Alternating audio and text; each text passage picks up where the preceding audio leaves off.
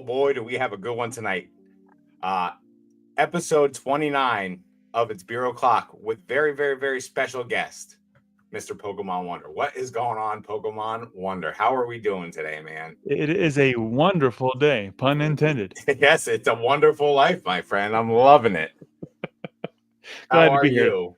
No, all jokes aside, as I said to you, deeply honored to be here. Thank you so much for inviting me. Absolutely. Look forward to a good time, good conversation, tons of laughs, tons of fun. Sir. Yep, and memories to build on. I love it, dude. I love it. So let's just jump into the meat and potatoes, man. How has things been for you in the hobby right now? Like how are things going for Mr. Wonder in the hobby? Things are quite busy. Anybody who's maybe paying a little bit of attention, you'll notice that I'm kind of sporadic here and there. In large part, it's because I'm focusing to get the business off the ground and making sure that we cover the family and the needs that we have here at the house. So definitely priority one is growing the business to make sure that we can take care of the kids and the wife and the house and everything we have here. So still juggling with podcast guests and videos and the other pieces of the hobby and the business as a whole. I think I mentioned in one of my live breaks, David Pearson will be next. Yeah. We're just having some scheduling conflicts. I'll talk to him tomorrow and we'll have him on probably next week or something like that. Right on. Overall, it's really good. We're growing. We're making all the ends meet, and a lot of support and a lot of help along the way from many great people. And I'm deeply grateful to be here, and it's going to be a fun journey. 2025 looks promising. Love to hear it. I'm excited. I love hearing that. 2025, man. Can you believe 2024 is almost done? It's almost in the books. No, can't believe it. Can't believe it, man. It's flown by. It's flown by so fast. This might be one of the quicker years in recent memory for me. And I don't know if that's a good thing or a bad thing. Been busy with work. Pokemon has taken up a pretty substantial chunk of my life. And I embrace it. I absolutely love it. Open arms. Yeah. Open arm, dude, every day. Like, I'm just so excited to have content to listen to on my rides to work, at work, home. Like today we got rained out. It was beautiful. Got rained out today. I went to work, started working a little bit. Here comes the rain. Ironworkers love rain. Like, it's one of the best things ever. When it starts raining, we're just like, yes. Got down in the car, went home. It was beautiful. I cleaned this room today. Ray sent me so many things for packing, whatnot and stuff. And I kind of just never really went through it. Just pulling stuff out of huge boxes. I don't know. I must have cleaned out 20 boxes today of just stuff that was in the room. And this is the nicest this room's looked in months. So feeling happy about it. Feeling a little more organized. Yeah. It's exciting stuff. So 2024 has been crazy fast. Orlando feels like yesterday. Charlotte feels like 10 minutes ago. Right, exactly. What a great time that was too. We haven't really life's busy and things are going on. We haven't had a chance to have a face-to-face like this since then. No, we haven't. And so let me thank you from the bottom of my heart right now for your hospitality. Your family is beautiful. Your house is beautiful. You are beautiful people. I love all of you guys so much. Love you too, brother. We had such a good time there. That was a top tier party, fun time. Food was good. Drink was good. Friends were good. You got everyone to sit down and do the video, which was awesome. That video was so good. I loved looking back, even though I know you said in the beginning of that video that it's going to be hard to hear and you should probably put I love the background noise because it's what it was there. That's how it was. It was so cool. And you were literally just pulling people out. You were coming in and touching people on the shoulder. It was like duck, duck, goose. And then you would suck them away for 5 to 10 minutes. And then they would come back and you would hunt down your next victim. And it was awesome. I remember you looked at me, you just pointed at me. And then I was like, well, I guess it's me now. Yep, that was it. There you go. It was wonderful. Yeah, man, that was a great time. That whole weekend was good. I don't know. This year that the hobby has just been, I don't know who I said this to. Maybe I said this to my wife. What I thought was going to happen in 2024 didn't happen in 2024 at all. So many different things happened. So many opportunities popped up. Friendships were made. It was completely different than what I thought it was going to be. And I'm happy for it. Like, I didn't do the most sales I've ever done. I didn't do any of that this year. This year, I don't know, just a good, even year the whole way through. Like I said, I feel full of like, I gained a lot in like happiness this year. Mm-hmm. It was awesome. And it's something I don't think is talked about so much right now because we are in a boom. This hobby is going bananas right now. And I kind of want to steer the conversation in that direction a little bit. Ooh, what do you got there? Apple juice. Apple juice. I have a cane overhead tonight. Cheers, everyone. Yeah, man, I have so much to be thankful for right now in the hobby and in life and just how everything's going on. And I don't know. This is the perfect time of year. It's like, what are we thankful for, Wonder? Like, what are you thankful for in the hobby? What are you thankful for in your life personally? And then we'll go from there. Yeah. We'll bounce around a couple of places. Now, I will give you a pre-warning, and anybody listening maybe already knows, but I am the guy known for rants. Anybody I talk to, I told the same thing to Ray today. It's like, sorry, you call me for like a 5-minute conversation. It's like a 45-minute rant. So Yes, sir. we're in the depths. So if you need to just give me the signal, just we'll cut it off. Rant, baby. We're here to rant.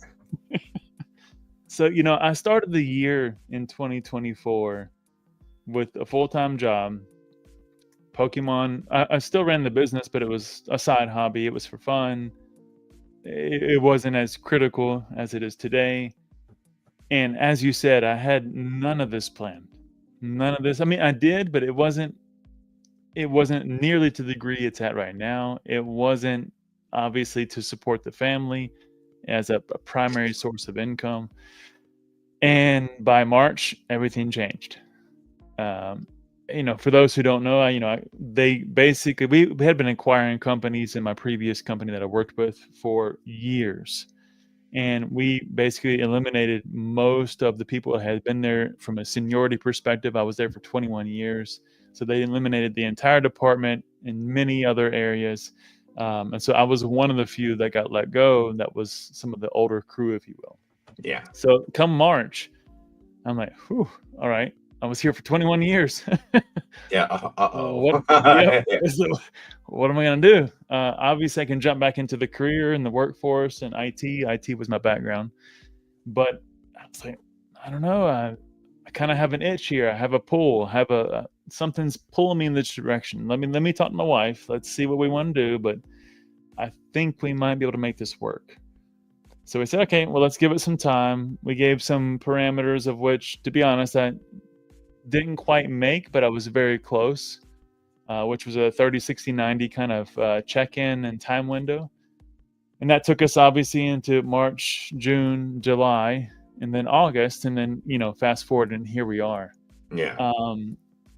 Everything that's happened since March, I never would have guessed. I never would have fathomed that the people, the connections, that's beautiful. I love it. The growth in the hobby, it's just been absolutely amazing. Still playing TCG with the kids, still collecting. We still do Pokemon Fridays. Like, we still have a great time and make this still very enjoyable, trying to make sure we don't lose part of what we started this in the first place for. Mm-hmm. But also trying to make sure that we can, pay the bills and have groceries and do all the necessary things. So it's definitely been a year where I've seen this hobby open up, and I've said it 1,000 times, so bear with me, everybody. Open up like no other hobby, area, group. Nothing I've been a part of in my 43 years has been quite like this. And it just makes me want to give back more. It makes me want to open up and help the next person and make sure that we keep this thing moving. Whatever this is that we have that's so special, I don't want to lose it. And I don't know where it came from. It's amazing. It was here before we came. Here before we came. And I'm glad we inserted ourselves into the group of good people because, to your point that you just said, and sorry to cut you off. No, please. Yeah. In my 36 years of life, even in my adulthood, let's just say since I was married and had a kid and stuff, I could not find a group of people. No matter what I did, I was having the hardest time finding people to hang out with, finding people to connect with.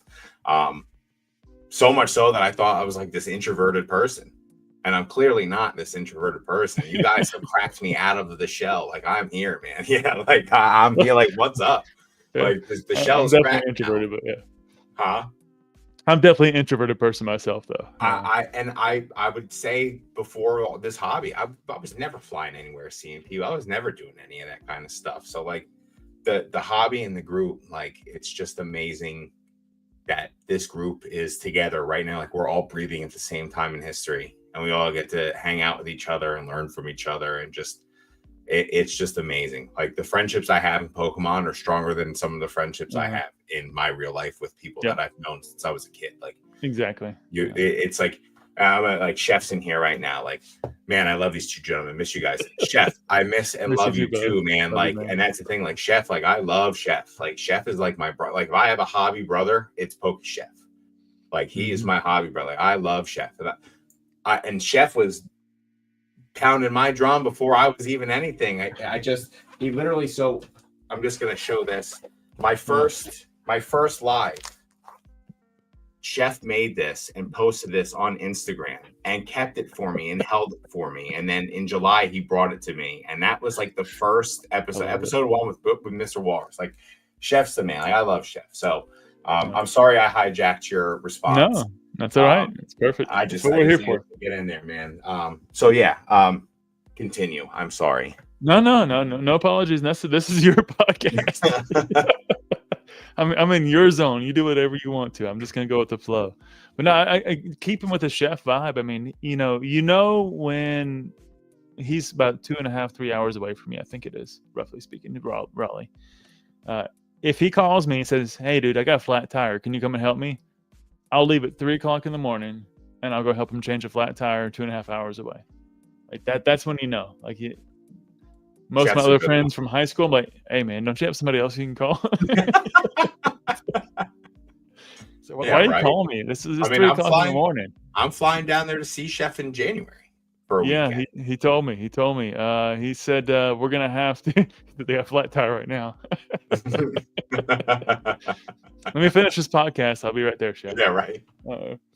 But no, he told me we might have to do a crash party here at the house or whatever the case may be. I come up there and see you guys. Whatever it is, we'll make it happen. Yeah, I'll be down there from Friday to Sunday. So I'll be there early Friday, and then there Sunday afternoon I leave. So, all right, quick little flight. You know you always got a place to stay here, Kevin. Thanks, brother. I appreciate you. But no, just finishing up, it's everything that Charlie was speaking about too, and he was here, and we were kind of going through those questions. And I've asked a few people the same point. I think I even asked Ray and a few others, like, well, why is this so different? I'm trying to figure it out. I can't put my finger on it. And I think Charlie, loosely articulated that we see that there's something precious here, and we go out of our way to protect that. Yes. And 100%. We're part of something that people truly want to help each other. We truly want to see everybody succeed. There's enough for all of us. Oh, yeah. And there's some bad people come in. There's the scammers. There's the flippers that don't have good intentions, whatever it may be. But they don't stay. And we tend to weed them out and push them out in an unspoken way. There's no police force. There's no official rules. It's just we say, hey, this doesn't feel right. You're not really one of us in the way that you're acting and the way you're trying to be a part of the community. And it just flushes people out. Yeah. And the ones that are good are here. And that's what we want to protect. And so I've definitely enjoyed that, to be thankful for this journey, but also the family. This is a huge change. My kids, my wife, I've changed everything. Yeah. I mean, we're sharing a car right now. I mean, all of the veils of what might sound like a beautiful idea. It's tough. So we're sharing a car. I'm driving my wife to and from work, and the kids to and from school. We're doubling duty on what we need to do in terms of the kids' lunches and trying to cut costs to make everything work, and really trying to make all these things happen in this year so this could be possible. Yeah. And this is, once you have a family, as you know, it's not easy. Like, this is one thing when you're 18 or 20 and you have no responsibilities and you're living in an apartment. Yeah, who cares? You throw your whole life away. You can start Bingo. over again next year. Yeah. When you're 43, you have 2 kids, you have a wife, a house, a mortgage. Like, it's not the same. So the fact that they have fully supported me in the best ways that they can, and we've navigated this, I would say, successfully. And I'm very thankful for that. And of course, mom and other family members, I joked, but seriously, grandma was here and she was helping. Like, it was just everybody's Grandma in. was there. It's Yeah, awesome. grandma was here sorting cards. I love she's collecting now too, right? Like, that's Yeah, beautiful. she got her own binder. That's And great. she's like, she's like, what are you gonna send in the next packs? Calm down, grandma. Calm down. Grandma, I The can't new send you set- the new certain parts sets are right not now. cheap. Yeah. Oh man, that's beautiful. We're gonna have to skip prismatic evolutions here for you, Oh. grandma. But after that, That sets the high res photos of those cards now. Oh, it looks Oh good. my It looks goodness. yeah, I'm excited. That Umbreon, it just is. And the pull rates on those are going to be so hard because there's 32 of them to pull SIR, so it's just going to be ridiculous. Pulling any of the evolutions is going to be a silly score for you. Even Glaceon, ladies and gentlemen, that card will be selling for a premium in the beginning. They all will, honestly. I think that it's what the hobby needed right now. Yeah, absolutely. I mean, the hobby's doing crazy things right now. All the people coming in, it's insane what's happening. I was looking at TCG player prices today on some Pokemon Center ETBs and seeing what's being sold on there is just craziness. So it's really just wild. A fraction, right? Yeah, and that's just one site. That's not eBay. That's not everything else that's going on. So I put everything up on Facebook Marketplace because I got to be kind of a little more passive for the next little bit. So, okay. But yeah. So what about you? What are you thankful for, man? All right. Well, so thankful for in the hobby, all of you guys. I really am. I know I just kind of said this, but I'm going to say it again. Like, I am thankful for each and every person I've met in this hobby for their hospitality, their love, their friendship, their advice. It's looking up to people and figuring out how they're doing stuff and applying it to my life. This hobby has made me want to become a better person. It's just crazy how this hobby has changed so much in like my makeup of how like I thought about things and think about things. Financially trying to get, financially in a better place than I am now. And just keep, I'm lucky with the job I have. My wife has a job. It's nice. But I want to start doing more with that, like start filling up other things, some IRAs. I want to start putting a little money here and there and trying to do stuff. I'm probably going to go see a financial advisor or CPA in the next little bit just to start getting some things rolling, figure out how we can maximize, returns on our cash and whatnot. Trying to work some more overtime. Got that coming up to do that as well. So, but yeah, it's the little things that this hobby has given me and shown me and it kind of like pointed me in the direction of where to go for certain things. Like, I was bummed out about work yesterday and Ponga was just like, dude, don't worry about it. Like I talked to Ponga. Ponga was like, it's all good. Just let it roll off. Don't be upset about it. Take it as it comes. And like, I needed that because like I had a bad day. Yesterday was not a good day. I did not have a good day at work. And I came home and I kind of brought work home with me and I was a little crabby and unhappy with work and took a shower, felt better. I talked to Ponga and then I was like, okay, like it is just what life is. So having friendships like that where I can reach out to people and talk to them about things that are not Pokemon related or hobby related at all is beautiful. Like you don't get that anywhere else. So I truly am thankful for everyone, in this hobby. You guys make it what it is for me. Again, all the cardboard behind me is great. I love it. It's fun playing with it.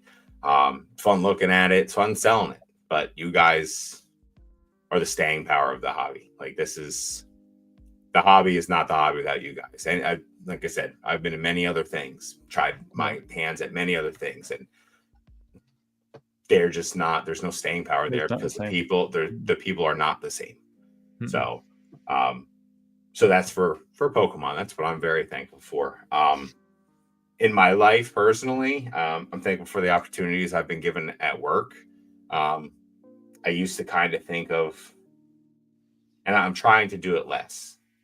Like think of my job as almost like a punishment. Sometimes, some days. Punch card? Huh? Punch card? Like check in, check out? Is that what you mean? Oh, yeah, kind of like, or just like like a punishment. Like punishment. It's like an actual, like, that's how I felt for a while. This is what I do, like, in my life is not what I ever thought I would do. And it's kind of one of those things. So I'm trying to not be like that. I'm trying to be more positive with work and accept things that are happening at work and do stuff like that. Really trying to really just trying to embrace it a little bit more and be happy about it. So, and now I'm like, my train of thoughts all over the place. Now I'm thinking about work. Okay. That's right. This happens when I talk to you, Justin. This happens when I talk to you. You saw it here first, but he blames me.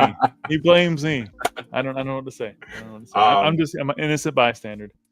No, so it was good. Ponga helped me through all that. So, like I said, I'm trying to get better at that. But I'm very much thankful for. Oh, that's what I was saying. I'm thankful for the opportunities at work, and I'm accepting the opportunities and not being upset with the opportunities. I'm very thankful for my family. It's been a wonderful year. Things are good. In love with my wife. My kid's great, doing well at school, doing well in her music endeavors, and I don't have much to be unhappy about in life right now. So I'm just very thankful about that. Thankful that my wife allows me to spend time doing this, or allows me. She's cool with me spending time doing this. You know what I mean? Like it's just very awesome that the love, like I said, I'm going to keep saying it. The love is there. Like this is, so I feel good about that. That's what I'm very much thankful for that this year. I think you made a comment to me once about how you saw your wife. I think it was after your event with one of the collecticons at your house, and your wife realized, the joy that brought you, and that the connection. That she was like, "Wow." She literally pulled me aside. Yeah, sitting in the kitchen or standing in the kitchen, and she just came up to me and looked at me dead in the face and was like, "I'm so happy for you that you have this group of people to be with." Yeah. And that was coming for her. And that is huge, hearing that from your wife. Because like I said, I was going to have people come over from the hobby. She didn't know what she was getting herself into. You don't know. There's a lot of characters out there. So you don't know. But as soon as they were here and she got to know everyone and everything was going, she just literally came up and she said it. And that made me so happy. I love it. Like I knew, that's like, that was one of the moments where it's like, all right, like this is like the staying power is here. Yeah. And like when your loved ones can see what's going on, that's special. Yeah. Fully agree. Thank you for bringing that up, because that was a special moment this year for me personally. Just having her realize like what the hobby means to me and like what it means to everyone else. We got lots of missed people. You, Walrus. Missed you, man. His wife never said that. Man was hammered talking to his dog. Thank you, Mr. Walrus, for being here. I appreciate you. Let me stop real quick and say hi to everyone. What's up, FOMO? Happy to have you in here. Thank you so much for being here today. We got Son of a Merc in the house. What's going on, Merc? Oh, we got the TCA gaming shirt on today too. I'm loving it, Wonder. Inept Card Collector. What's going on, Inept Card Collector? Just in time for the start. Absolutely. Oh, I love it. TCA Gaming. That's it. We got Boondock Games in the house. What's up, Boondock? I met him in Chicago for the first time, so it was great meeting Boondock. That was awesome. Chef, obviously, Chef is here. What's going on, Mr. Chef? He says you're looking pretty good. Such a great time. Love your family in that night. Yeah, Chef, that night was amazing. Giovanni's Pikachu. Oh, how the tables have turned. That's a good one. Things have changed, my friend. Two of the best Felipe. guys and hairlines in the hobby. Take the hats off, but keep the shirts on. Sorry, chat. Thanks, Felipe. I appreciate you, man. Much Much love, my love, friend. brother. Yeah, hey, Yeah. we said it at the same time. Oh man. Let's see. Good. Inept in the house. Good to see you, Inept. Basic Trainer, Basic's what's here. up? Basic. We got Ernie. What's going on? Can't Ernie's wait to here. catch up on. Happy to see you in here, man. Let's see. Biersky speaking to my soul. Let's get positive and move forward. Absolutely, dude. That's right. This dude. hobby is positivity. If it's making you upset, don't. It's not worth. It's not worth. Take a break. Walk away. Just take a break. Walk away. Like Yeah. I don't think I've had a day where I've gotten up and been like, I don't like. There's days where I get up and don't like come in here and hang out and do stuff, but there's not like a day where I'm like, I'm not doing that today. You know what I mean? Like that doesn't happen. Like at all. Fully agree. I was saying the same thing to Ray today. Mute that. Okay. Look at that's it. That was a special day. I love it, dude. What a happy day that was. Yeah, dude. Good stuff. Good stuff, man. Absolutely. It's hanging on my wall over here now, to the right. Same situation, and Biersky was my Ponga in that scenario. Yeah, absolutely, Chef. And that's what I mean. Like, Chef and I talk about work woes and work stuff all the time. I talk to Chef every day. Not every day, but just about every day. We talk very frequently. So, love talking to Chef.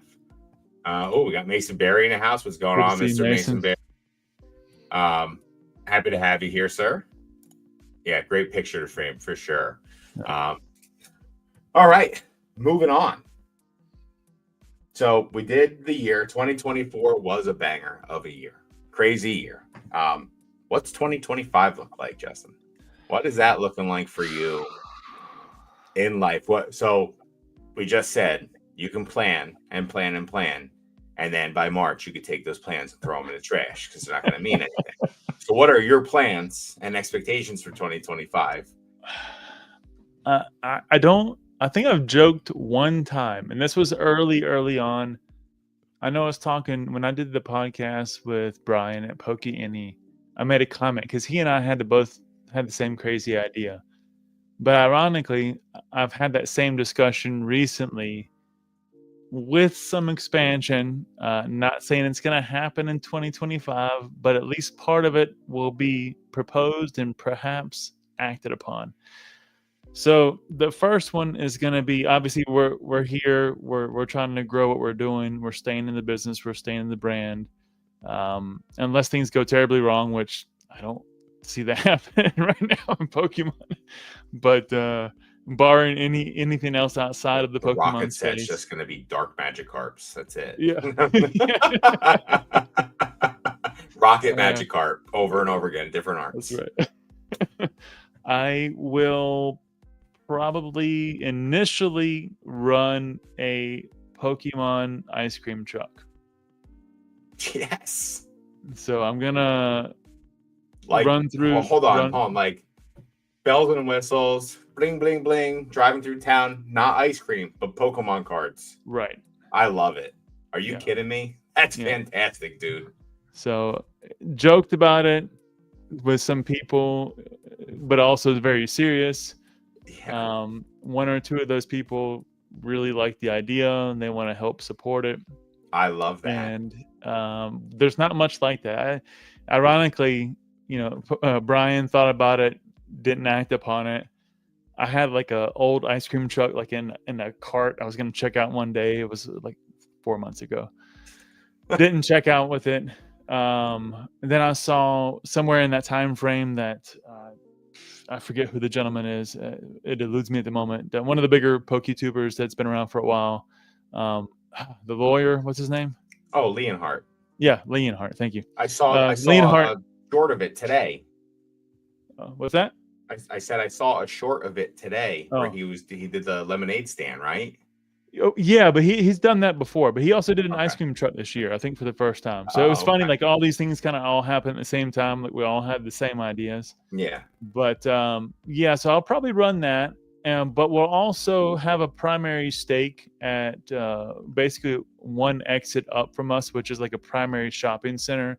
And this shopping center is like an outdoors area, has a big grassy knoll in the middle. The families and the kids are always playing. And they have like a bunch of small businesses kind of come in around the edges to help support the community, along with like this open door, like shopping mall area. And they have like a movie theater there and all kinds of wonderful restaurants. It's the perfect place. So run through town a little bit during the day, kind of take a post there for primary hours, try to make sure I catch the traffic. Dude. And then from there, I would honestly like to get the retail space in that location, in that same place, to open up our first LGS. So don't know that it will happen. That's a lot to happen in 1 year. We'll start with the ice cream truck and see if we can make that work and generate the revenue. But yeah, that makes me super happy for you that you're thinking there. Like, that's awesome. That's a great indicator of where your business is going, I feel. Mason, don't talk me off the ledge. I know what's coming next. Let me have my dream. Let me have it, man. Don't kill it yet. Don't kill it. Oh man. Yeah. So those are some of the thoughts for 2025. From a personal perspective, we've obviously called off like all vacations, all major spending. Everything's really stopped this year. So I would like to take the family on a nice trip next year.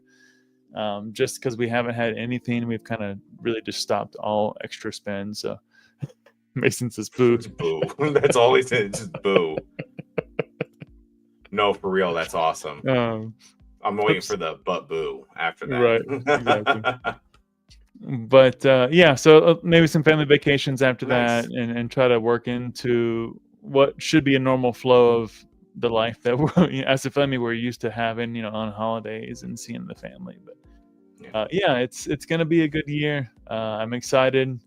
We've done a lot of things positively this year in terms of setting ourselves up financially to be in a good place to do this. So I'm hoping next year things really start to launch off, and we're growing. I think I mentioned to you right before we started, we're growing substantially year over year, or month over month, I should say. And it's been very positive, well received. A lot of hard work. I mean, it's not like you just sit back and let the money roll in. You got to put in the effort. But it's going well. So I'm excited, and I would be happy if we can start with at least the ice cream truck in 2025. I'll be happy if we can say LGS in 2026. But it's in the plan. That's what I'm looking at. I love it, dude. That's great. Do you need a ice cream truck driver that will work on Pokemon cards? I do. I do. Time, I'll come down. Hey, what's up? While we're driving, I'll let you stream for Ray and do whatnot. But then when we stop, I need you to stop. That would be fantastic. I'll put up like 5-minute auctions. I'll just let them run. All right, we got to stop real quick. Are you gonna? What song are you gonna use to lure people in? I hate that we have to go to this point where it's got to be some catchy songs that all the kids know. Now, ironically, if any of you watched the Pokemon Horizons episodes, which, by the way, the new episodes come out on Friday, the 22nd, so just 2 days, one day. What's today? Thursday. It's one day away. Tomorrow, yeah. So be aware if you're watching. How many episodes are there currently? We're in season. We're moving into 3 or 4 now. So yeah, Walrus. My milkshake brings all the all the Pokemon to the yard. Oh my God! Pokemon ball is bigger than yours. Brings all the jinx to the yard. Oh man, Walrus. I love it. It's but no, it's going to be probably a couple of the key songs. I have to have some on rotation. I can't do just the one primary song all day long. Can't run the typical ice cream truck. So I'll do some of the key songs from each of the major episodes and major, let's say, anime series. Probably is what I would do. Okay. And then that'll be it. That's going to be so cool. Yeah, and I would love to have it where. And again, I'm fantasizing here, so let's just run with. Let's go with it. Yeah. Like on the one side where you would shop from, I don't want to give away all my secrets, but I'll do it here. So you're going to have like a window that, of course, like you typically have, but you want to be able to see through it, right? Because you want the customers to be able to see. It's not like you're going to have just your Pokemon cards posted like you do your ice cream. Yeah. Stuff's always dynamic. So they need to kind of see what's behind it. But in addition to that, that's going to be while you're driving, you stop, you sell a couple of cards. But then when you're at this location where you're permanently kind of positioned for whatever 6 or 7 hours, I want to be able to lay down that entire door of the truck. So then it comes down and it invites you on a ramp. So you're kind of walking up into this kind of makeshift That's LGS. cool. So you kind of walk into it, and then you can walk around. You can see some of the products on the wall behind me, and you have the glass case right there. So it's almost like you just lay down the wall. They can walk up on the ramp. I can maybe have like a little pop-up tent, and they can have a table, open some cards, maybe even play some games. Who knows? That's some like tiny house Yeah. stuff. Like that's what Yeah, people who have exactly. tiny houses, they Yep. do some crazy stuff with space Yeah. saving and making things Mm. happen. So it's definitely doable. 100%. It's doable. Now, financially, we'll see when I run the numbers if that works or not. But I'll at least work towards that. If it's not what I do at first, I'll work towards that. Good, man. Wow. So 2025 and 2026 sound interesting for you. Yeah, it's gonna be good. It's I'm gonna excited. be good. Yeah, I think especially. I mean, if you I'm open. being in a business right now and like running stuff with how things are going right now in the hobby has got to be exciting, for sure. It's got to. Have you? I mean, obviously you've noticed an increase over the past month. I'm assuming, with what you have going on. Just there the past because- 7 days is up 52%. Yeah. Just the past So 7 days. there you go. And that's a 7-day snapshot. And we're literally at the beginning of something. If we're, oh my God, on a summer day, I can already picture the smells. It's not a Yu-Gi-Oh van, bro. Don't worry about it. It's not going to They're be not that coming bad. in to Yeah. sweat up the van. Okay, they're gonna stay outside of the tables. Yeah. Then I clean them off, Clorox, and bring it back in. I love it. It'll elevate the truck, but keep simplicity and speed. Right. Oh, I have a wonder for you. Oh, what do Yep. we got going on here, Chef? What is it? The DeLorean? Where we're going, we don't need roads. That's it. We have grassy knolls. Get at me. That's right. I love it. Love it. Imagine me rolling up to a Collecticon with that truck. Charlotte, like, are you serious? 100% you need to do that. That'd be awesome. They'd have to kick me out. They'd be so mad at me taking all the business. It'd be awesome. I wish Charlotte got 2 shows this year coming up. Charlotte is probably one of my favorite. I love that city. I don't know why I love small, it. Though. Yeah. It's small, but that's fine. Like I love the small city. There's something about it. Like being there, it's nice. Like I'm a big fan of it. 2 Jersey shows though. That's exciting. Nice. Yeah, All right. we'll see. All right. Throwing a party. We're doing a party in the July one. I think that's the 12th and 13th. So the 10th and 11th we'll be throwing the party at my place. And then obviously Collecticon. The other one's in November. And then we're actually also we have the details for our HomieCon too. I don't know if you're privy to the HomieCon. I'm just a mere mortal. Sorry. I'm a mogul. So a bunch of us are getting together. We have I think 12 right now. But we're going to go to Colorado on a non-Pokémon weekend, not for anything other than just to hang out. We're going to Estes Park, right outside of Boulder, Colorado. Okay. Grimer Collects lives out there. Okay. So we had a call the other night on Discord. A whole bunch of people hopped in. And yeah, we decided that's where we're going. It's going to be a 4-day thing, Thursday through Sunday. Just camping out. We're renting a huge Airbnb.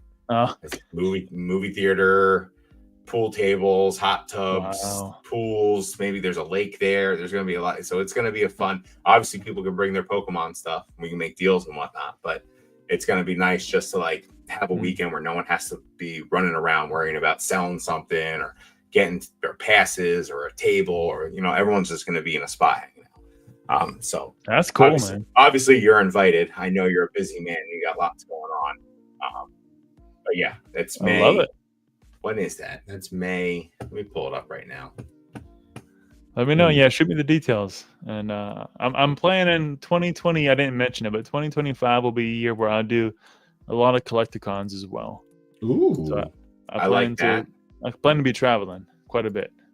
Okay, well that's exciting. Probably one to the next to the next to the next. I'll probably be doing a lot of driving. Yeah. Okay, that's great, dude. So let me see what we got here. I'm trying to find May 15th through the on 18th. May 15th through the 18th. Yeah. Okay. So Nice. I'll shoot you the details too. But I'm excited about it. It's fun. It's something that we were talking about, and now we know what's going on. So I'm very, very interested in seeing how that pans out. But yeah, I feel like this year is the year of the homie. I'm coming to buy at that Airbnb. Java's going to be there. He can make all the deals for you. It's perfect. Yeah. 1-2 punch. I would hate to be the guy offering 70% comps at that house. Not the place to do it, buddy. Not the place. For all you raw flippers, how early is too early to comp raw cards for an upcoming show? Well, basic right now, I wouldn't put prices on any of your stuff till a couple days before, the way things are moving right now.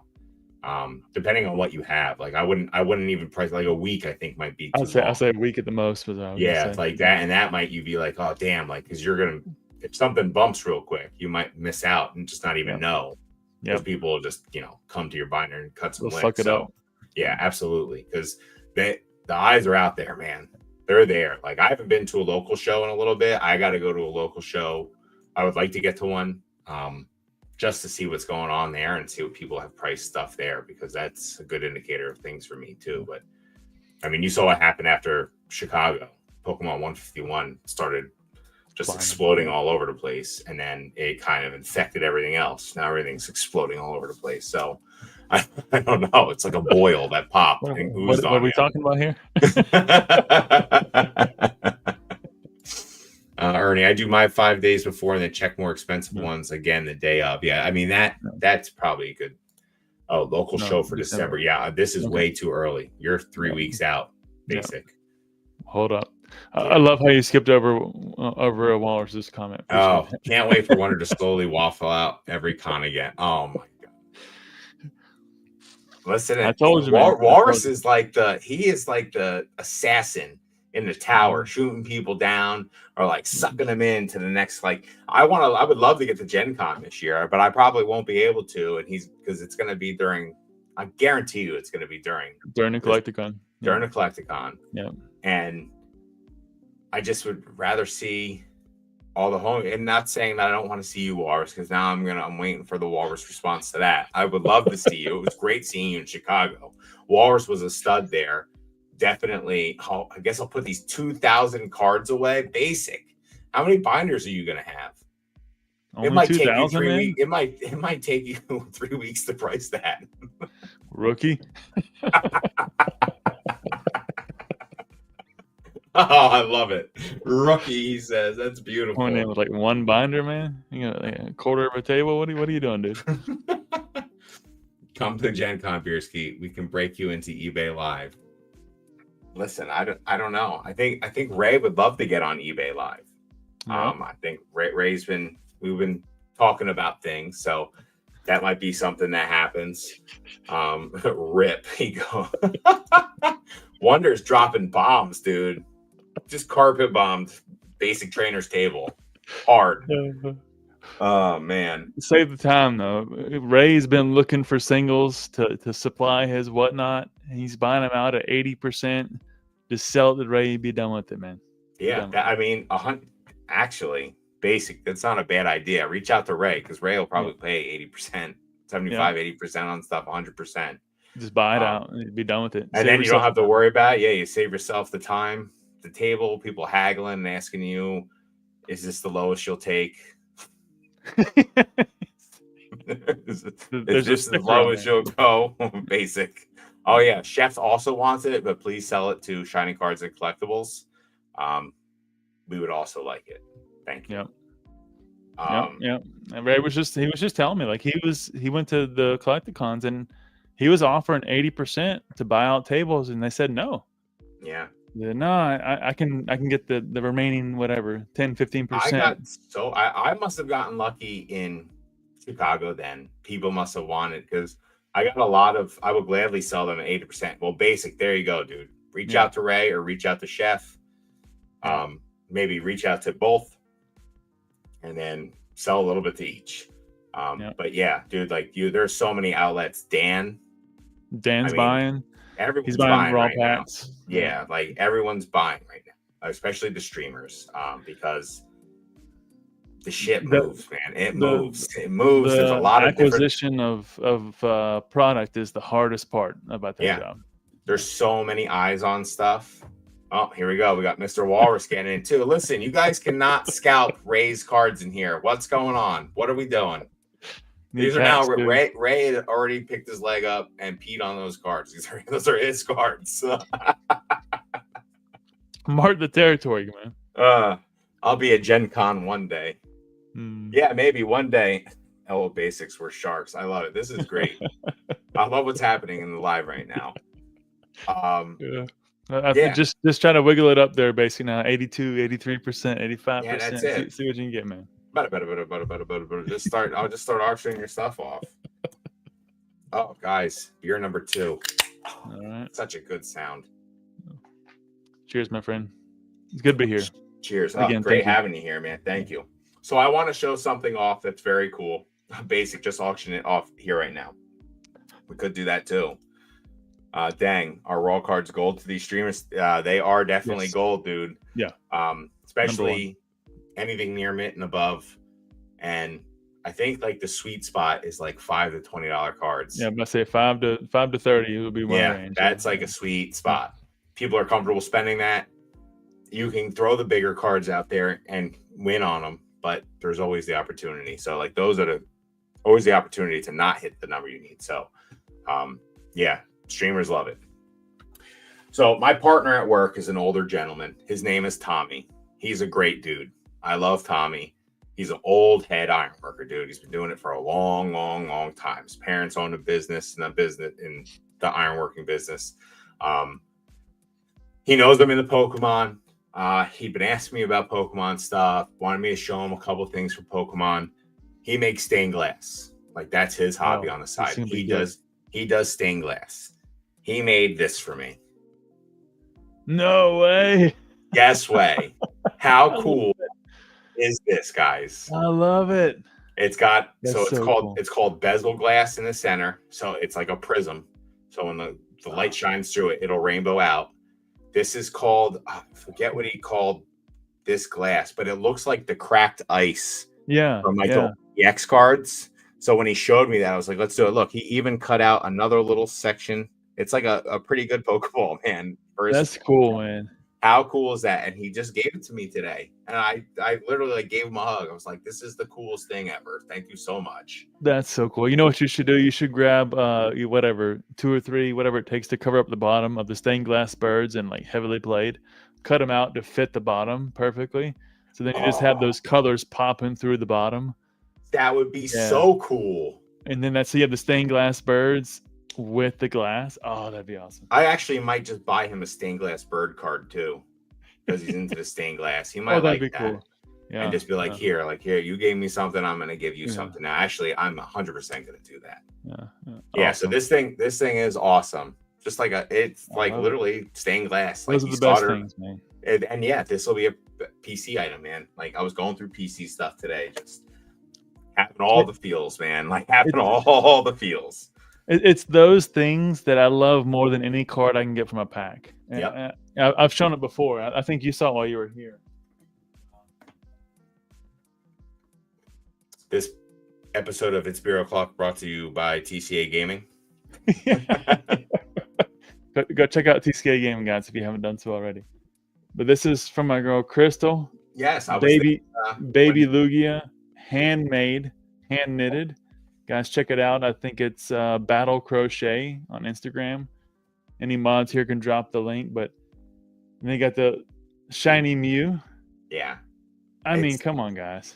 These things are my favorite things in the hobby. Stuff like this, I love it. Absolutely. Walrus. Nice try, Biersky. We're not falling for it and supporting your friend's Etsy store. He doesn't have an Etsy store, let me tell you. He's an old ironworker, dude. There's no Etsy about anything with him. He's not Etsying about anywhere. Let's see. At Mr. Walrus, maybe there's only 20, 30 at that range. Most would be 1 to 10. Yeah, that's basic. Perfect, that's perfect. Yeah, that stuff goes. Perfect. Oh, we got Legend of Luke in the house. What's up, my friend? Speaking of cards that made the binder, Luke. I saw that on the first page. I love it. Boom! There it is. I love it, Luke. PC. I bid against Larry. Larry didn't know it was me bidding against him on eBay, and I was like, I'm not losing this card. It's the Luke drawn by Luke. Like, got to do it. I got one too. Hold on. His new Darth Vader one is insane looking. I'm so excited about it. I just saw your card in there, which I'm pretty sure was from Chef. I don't have one from Luke, so Luke, I'll have to get one from you, my friend.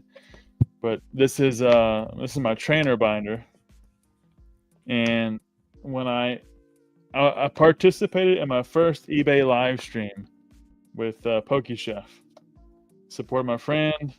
I got it here somewhere, and I have the cook. There it is. Yep, the Chef Cook. Yeah. This was the first card he sold on Whatnot. I love it. Was it? Yeah, this was the first one. So I was like, number one. Yeah.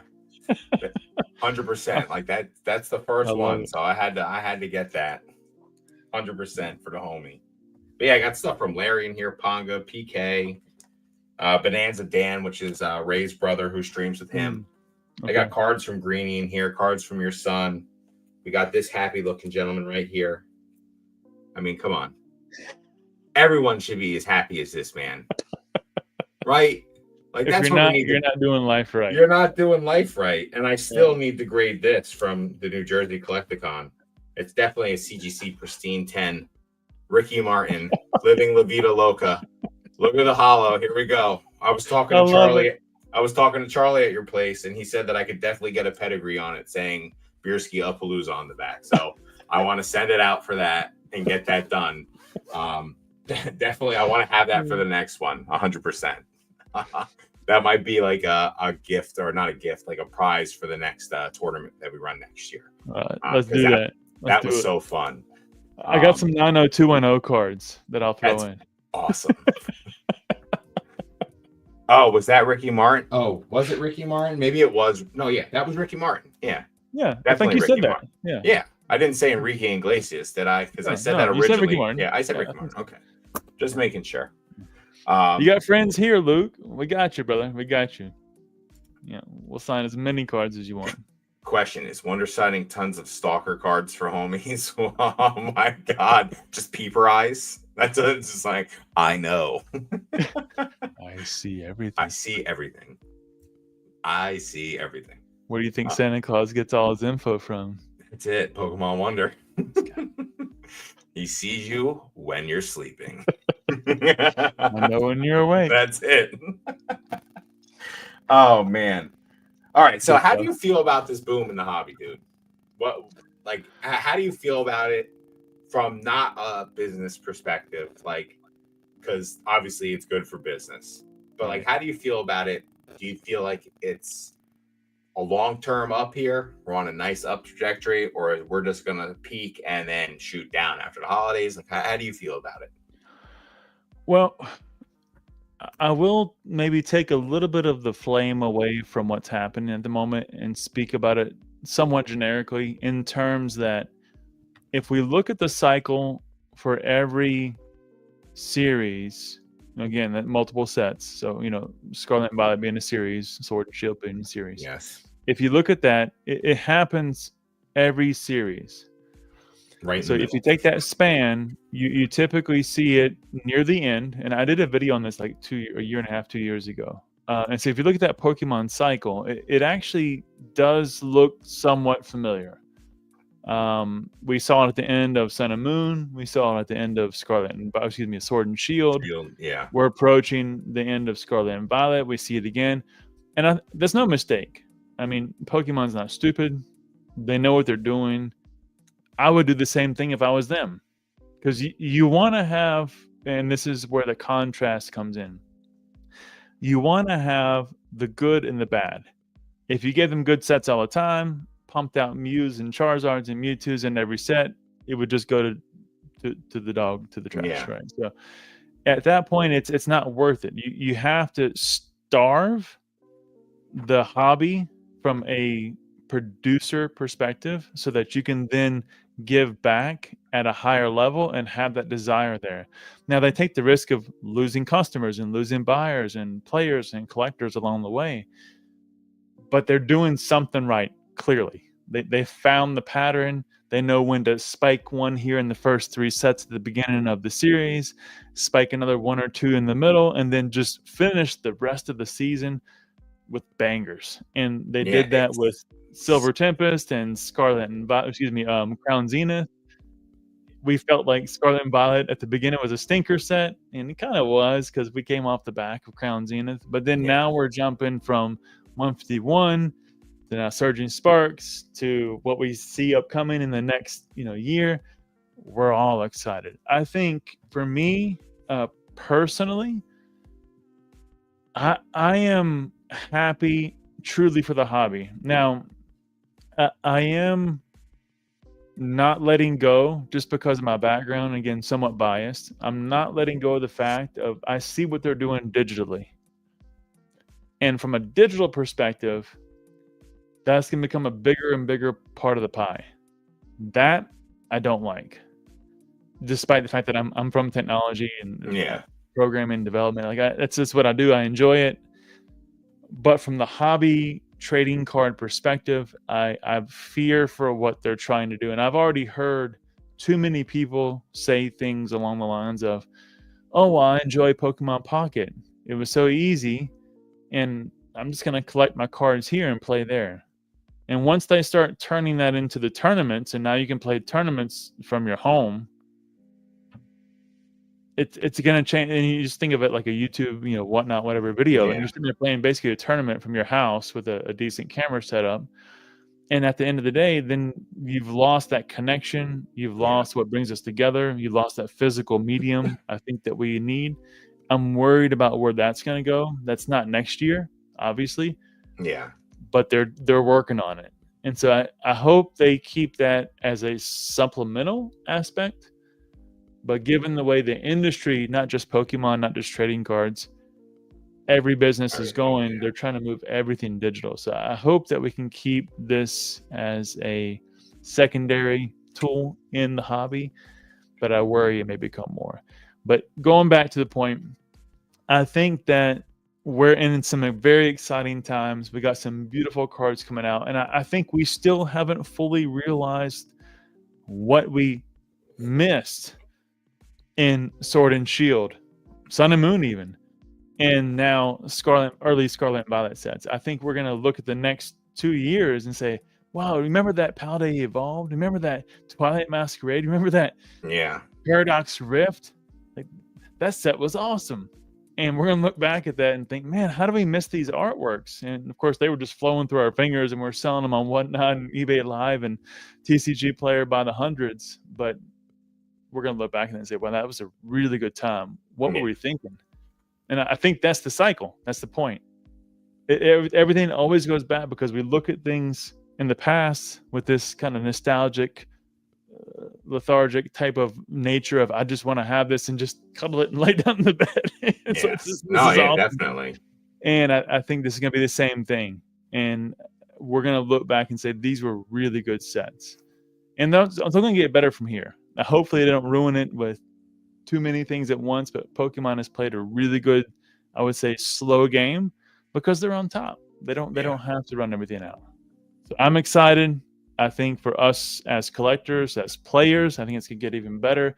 I am queuing up a nice video where I'm looking at the market again like I did last year, looking at the financial reports, looking at the market sales, popularity, but also looking at TCG and its popularity as well, and showing the kind of market whole of what's happening. And I think it's really, really positive, and I'm excited. I'm excited for the hobby, and if my kids still enjoy it, hopefully they'll fall out like most kids do, but they'll come back, and hopefully I'll still be there with it, and we'll be enjoying this together as a family. Yeah, see, so I wonder though about kids falling out of it now when their parents are in it though, because my parents weren't in Pokemon. That's true. We are. So it's one of those, you know what I mean? Like my daughter was into it for a little bit and she definitely did fall out of it. But that was pre-boom and pre me being into this. So now she's a little older and kind of not as interested in it. Who needs to touch grass? It's I saw spiky. that. It's too spiky, Daddy. You ever see the video of the kid where they try and put him on the grass and he picks his feet up? And he doesn't want that's yeah. Who wants to touch grass? Yucky. So maybe our children and their children will fall out of that because this is becoming like a media thing that it never was. Like this YouTube didn't exist when we were kids doing this. Like there was not.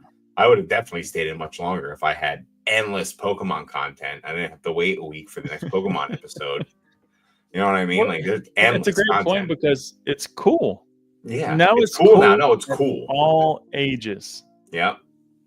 It's cool for everyone. I'll be doing this at 60. 100%. I cannot wait to be the 6-year-old guy that's walking around with a Pokemon shirt on. I'm a lot closer than you are, if you can't tell by that.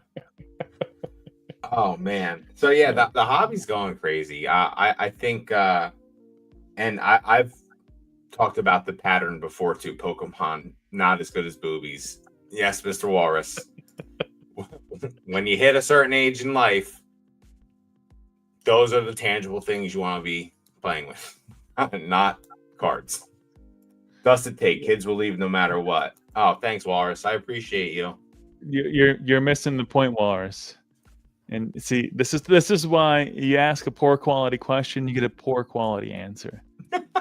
Why can't you have both? Both. You can't have both. As a married man. Got 2 hands. I'm saying. Yes. Oh, what a line. That was great, dude. Got 2 hands. Yeah, so I had talked about that too, and realizing the cycle and how similar Scarlet Violet has been to Sword and Shield. And I wasn't around for Sun and Moon, but from what I read and what you're kind of told, it was the same thing. The last half was bangers. Last half of Sword and Shield were bangers. I just wonder why. Like, I wonder what the thought process is. And what you just said was a great concept. Like, they know what to do. They know how to ramp up, keep it low, keep it low, keep it low. But is it like a game? Like, I wonder, like, what, like, the actual, like, not what the actual thing is. I'm not saying that's not the actual thing, but like, right. Is it a game mechanic thing? Is it trying to get playable cards in the hands of players by having easy pull rates in the first couple sets, not a lot of chases? You know what I mean? Is that a thing where they're trying to ramp up and it's a new, and I mess the terminology up with it all the time. What are they called when they reset? What's it called in Pokemon? Every time a card changes, you can't use certain cards anymore. The rotation. Rotation. Bingo. Yeah. Like, is it a rotation thing where, like, all right, we're ramping up for this rotation, and then at the end, now that everyone's established, we can now have fun with the cards for collectors? Or I wish I could be a fly on that wall and see why they're doing it. Like, why did they do it that way? And why are they following that pattern? Because it's a pretty apparent pattern now. And obviously I know nothing, right? Yeah. So to take what I say with a grain of salt. I honestly, with what I do know, I think they understand the market so well and their customer base so well that they are releasing sets or multiple sets based on, and if you think about this in terms of juggling, right, with 3 balls in your hands, right? No dirty jokes, Walrus. And so from here, they're gonna try to. But say, I only have 2. Right. Well, that's why I said, the 3rd ball. This is no dirty jokes, Walrus. So they're throwing the balls in the air. So, okay, these 2 are going to be for playability. That's going to get the decks running. That's going to get the tournaments going. Here's one for collectability. Here's one for investability. And I think they're honestly looking at it from that perspective. Because if you look at pull rates, and anybody who plays a substantial amount knows that the pull rates don't necessarily have a lot to do with the playable cards. Yes, some of the cards in the alternate art version of that card, maybe the one that people want to have in the deck, but you can get the Lugia V and V Star from Silver Tempest much cheaper than you can the alternate art Lugia, right? Yeah. So, those were all very playable at the end of 2022, 2020, yeah, 2020. Geez, I can't remember the years now, but yeah, when I played in the regional tournament, those are very, very playable, but they were like $2 if you want to get those cards, and they were very easy to pull. So that's not the thing. The pull rates more are to keep that collectability, to keep that desire to say, I want you to have something really cool, but I don't want you to have it too easy. Right? It's the yin and the yang of life that's applied to Pokemon in this case. So they're juggling these balls, saying, okay, here's a little bit for everybody. And while this one's in the air, these people down here are going to suffer a little bit, but the next ball is for you. And so they're just going to keep you going. And so they keep you on this roller coaster. Yeah. But then the ones that are here, they're here to stay because they love the journey. Okay. And it's like, okay, I know this set sucks. This set sucks for now. And then this next one's going to be the best one. And here comes Surgeon Sparks. Obsidian Flame ETBs, Pokemon Center ETBs are $150 right now a piece. Think about that. $150 on TCG Player. Pokemon Center Obsidian Flames ETB. It probably has to do because that Charmander card. That charm. Yeah, that's window. Yeah. And the one with the Pokemon Center stamp on it. Yeah. Like those kind of things are going to go silly. I was selling those for like $20 or $30 a piece. Yeah. And now because those packs aren't like Obsidian Flames packs aren't expensive. Mm-mm. It's $150 for a sealed Pokemon Center ETB. And I have two of them. There you see him. He's right there. There's Charmander just hanging out. They all, like I said, I'm putting them all up. I want to try and be a little more liquid. That's one of my goals for 2025 is to be more liquid and being able to, Mr. Walrus. Yeah, for $150. Mm-hmm. It's wild. I haven't looked at it lately. Yeah. Let me hold on. I'll pull it up right now. I just want to show, because it's TCG. Why are you pulling it up? What is your, when you have things like that, what is your trigger moment to sell? Do you have a percentage? Do you have just a gut feeling? Is it based on your current liquidity? When do you say, you know what, I have this item, whatever it is. Maybe it's those V-Star boxes behind you or the Shiny Star Vs. I think I see stacked up in the corner there. Yeah, they're chilling out there. That's Ray inventory. Those are Mr. Ray's. Those are okay. Here, I think I was right. It's Shiny Star V and V-Star Universe, right? I got Shiny Treasure EX, VMAX Climax, V-Star Universe, 151 up there. Yeah. But it's those or whether it's the ETBs, what's your mental trigger to say I should sell this now? So I want to be selling into the hype, which is happening right now. So I've obviously held on to what I've had until now. I brought them to a couple shows and stuff, but not really like pushing to sell them. The liquidity has a factors into it because my liquidity right now, like I said, not the best. I have some stuff at C&G right now. I'm just trying to get more liquid. Like I said, I want to be more liquid for next year so I want to be more strategic next year too. I think this year was another big learning year for me and figuring out what works for me, what I feel like I need to focus on time-wise, especially with, streaming and stuff now and the time that takes a lot of like just regular hobby time to streaming. The streaming is you stream for 4 hours, you pack for 2 to 3 hours. Right. It doesn't end. Like the stream is off and then you have to pack. So it takes a lot of this, what would be my regular hobby time. And then, here you go, Mr. Wallace. Let me roll down. Just get it better. So that's Obsidian Flames Pokemon Center ETB. 150. Let's see. Most recent sale was $149.97. A day. Average daily sold. But in the past 3 months, 189 of these things have sold. Show more data on that one. View more data. Let's see what we're looking at. Ooh, 151, 154, 151. Like they're humming right now. So like again, this is a $59.99 ETB on Pokemon Center. You're tripling your money. Like, well, that's All right. a sell. That's a sell for me. Like Yeah. that's The red lights go off. Woo! yeah, like that's a sell. Like, you know, it's awesome. Like you can hope, but like, why wouldn't you sell? Like you can hope and hold on to it, but this could stop tomorrow, and they can all kind of settle back down again once if the hype were to die out. So, oh, Luke, listen, I had a show where I had 200, I'm sorry, 234 orders.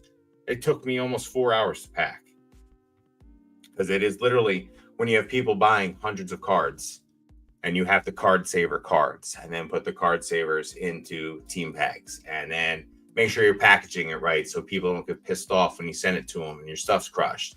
You do your best that you can to make sure that their stuff's getting to them. It takes a long time. That was the first thing Ray said to me when I talked about in Charlotte about streaming. Chef and I were kind of like throwing the idea around of streaming and stuff. And he goes, I just want you to realize that it sucks and you're going to be packing a ton of orders and it doesn't end when the stream stops. And when I did my first stream, I remember like sitting there and like the first one, it's overwhelming. You're like, oh my God, like this is a lot of orders that I'm not used to. Like you're used to packing 1Zs and 2Zs and maybe 5 orders a day. And now you have 57 orders to pack. You're like, oh my God, these got to get out. You're trying to do it. There's a lot of cards. You don't want to make mistakes. I've reopened packages before that I've sealed already to make sure that I had everything in there. Like it can be a little frustrating. Yeah, packing sucks. I had to relocate Nick here to help me. Yeah, packing's rough, dude. It for sure is. And I have to disagree. So okay. So for me, packing is somewhat therapeutic. Packing, sorting, and putting cards in inventory. What? Oh, Lord of mercy. Oh my God. I'm sorry. Whoa. Wow. All right. What? Look how many have sold. But this is the Pokemon Center exclusive version, so let's be fair. This is the one you're buying from your ripped off, pallet at Costco. So that is absolutely wild. 272 sold in the past 3 months. But 3 a day. 3 a day. 3 a day. I mean, it's the prices are going down as the quantity went down, the price went up, right? So yeah, you can see on the chart. But it's somewhat therapeutic for me. It's the time that I use to focus on research for the next podcast, listening to catching up on great podcasts like yours, and I can kind of zone out. I can kind of zone out and just think about different things while I'm doing this. And because now in the beginning, it was pretty rough. And I know, Walrus, you joke, but I'm sure a person of your intellect has quite the process down with the number of orders that you're shipping out. So having that flow, shipping boxes all right there, having all the materials just kind of in a assembly line fashion. It's not hard. It's not complicated. It takes time. But as long as you're not wasting that time just doing that and not feeling productive, I find it quite therapeutic. And I do end up, I pack about between 20 to 80 orders a day, upwards of about 100 a day. And average order items is about 10 for me. Okay. Sometimes it's 101 orders, so it skews the numbers, but average is about 10. And I run through that now in probably about an hour and a half or so. But I have a cart, like I roll around. Yeah, I saw the cart. I run all my materials. Like I'm just kind of rolling my share from one place to the next, packing everything up. And I got exactly the order of which my pack lists print out and my shipping labels print out. Like I don't have to try to look for a label versus the order I'm looking at. My biggest mistake is, to your point, like, okay, hey, I'm getting to some nuances of this was a blister Cosmos Hollow that I pulled the right one out of the 1,000 cards in this one box. That's my biggest thing, to make sure I pay attention to those small details. But even then, it's a fraction of 1%, right? I mean, it's such a small number. most of it's just flowing. I put on some good music sometimes, just have a good time and And just jam out. yeah, I do all these same things that you're saying right now, like all these same things that you're saying, like, and I guess saying it packing sucks is like rough because it doesn't suck. Oh man, there's something like on my eyeball, and I feel like I'm blinking a million times right now. Is it Um, wonderful? it's wonderful. So it's not turning wrenches at work. You know what I mean? Like I am at home Right. playing with Pokemon cards still, even though it's business related. I do listen to music or podcast, and the time flies by. I will say that packing 3 hours can go by real fast. Yeah. Like really, really fast. And you're like, oh boy, like that went by. So that's saying something. It's not boring. Like I'm not bored by it. It's just it's another process. Like I wish I could just stream. Like I love the streaming part. I love being on there and being on I get that. doing the activeness. The more passive stuff behind the scenes, like packing orders, is not my favorite part of streaming. Of course. It's not stopping me. Like saying it sucks is, I guess, rough. Like that's that it probably doesn't suck. Yeah, it's a little harsh. It doesn't suck. It's just not my favorite part of the whole process. And I agree with that. I mean, streaming is fun. If you just rip packs and say, okay, everybody, here's your stuff, go ship it. Walrus. You know, I would say, yeah, I get it. But no, it definitely is not as bad as you make it. And as long as you use that time productively. And like I said, listening to podcasts, I'll hop in on either Dan's or Ray's stream or whatnot and mod a little bit. At a certain point. Yeah, I mean, I fully agree. I mean, with you, Walrus, at that certain point, you can't improve anymore. But I think one of the things I hope that when I look at this financially, and this is one of the things that keep my pulse on how I look at this, is once I've maximized my capacity to pack orders, and obviously Nick is there with you, and I'm thankful that he's grown and finally trusted somebody to help him out. I can justify my first employee. At that point, if I'm like, hey man, I'm packing orders for 8 hours a day, and I'm doing this, and I'm doing X, and I'm doing X, like I should be able to afford somebody to come and pack.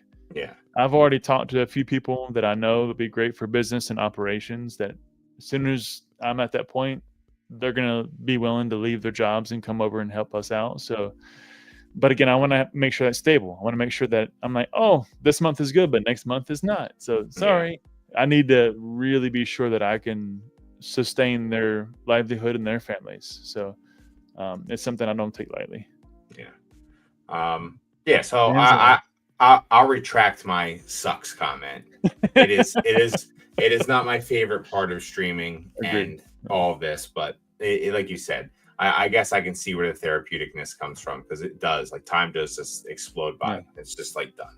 Yeah. Hold on, I'm missing some people here and some stuff. We got Annette's Card Collector. There's a sorcery TCG couple that are YouTubers. The wife hates making decks but loves packing and sorting, and her husband is the opposite. Perfectly balanced. Yeah, that's what you need.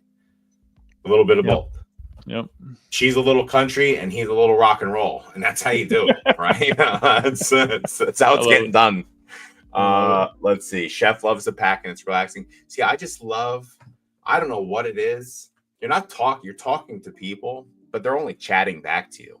It's not like, you know what I mean? Like, and there's something about like streaming, getting the vibe up.